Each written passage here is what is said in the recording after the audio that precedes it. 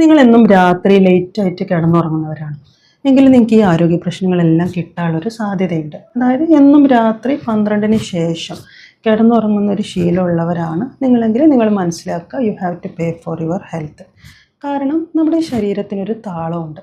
ഇത് day and നൈറ്റുമായിട്ട് ബന്ധപ്പെട്ട് കിടക്കുന്നതാണ്. ഈ താളത്തിനനുസരിച്ചിട്ടാണ് വിശപ്പ്, ഉറക്കം, ദഹനം എന്നിങ്ങനെ എല്ലാ പ്രവർത്തനങ്ങളും ഈ ഒരു താളത്തിനനുസരിച്ചിട്ടാണ് നടക്കുന്നത്.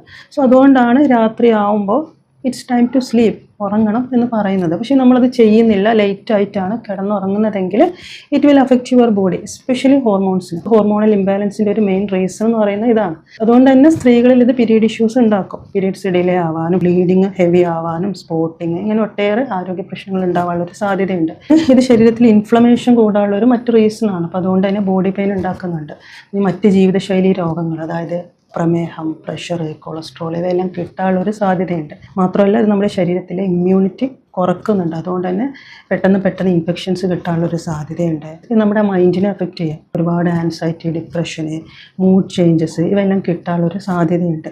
ദഹന പ്രശ്നങ്ങൾ ഉണ്ടാക്കാം, അതുപോലെ സ്കിൻ ഇഷ്യൂസ് ഉണ്ടാക്കാം. അപ്പോൾ അതുകൊണ്ട് തന്നെ എന്നും രാത്രി നേരത്തെ കിടന്നുറങ്ങുന്നൊരു ശീലം ഉണ്ടാക്കുക. കൃത്യമായിട്ടുള്ളൊരു സ്ലീപ്പ് വേക്ക് ടൈം സെറ്റ് ചെയ്യുക. ഉറങ്ങുന്നതിൻ്റെ 1 മണിക്കൂർ മുന്നേ മൊബൈൽ അല്ലെങ്കിൽ സ്ക്രീൻ സ്റ്റോപ്പ് ചെയ്യാൻ ശ്രദ്ധിക്കുക.